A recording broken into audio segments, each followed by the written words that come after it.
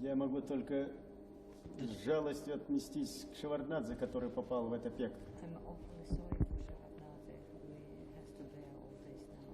The Chechens that have been fighting on the Abkhazian side, do you disown them? Are they anything to do with you?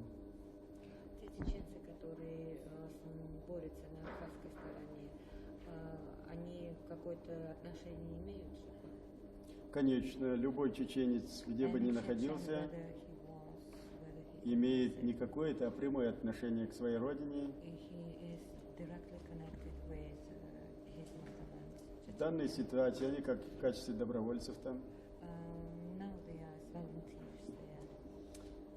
И, на мой взгляд, поступили достаточно правильно и с гражданским мужеством.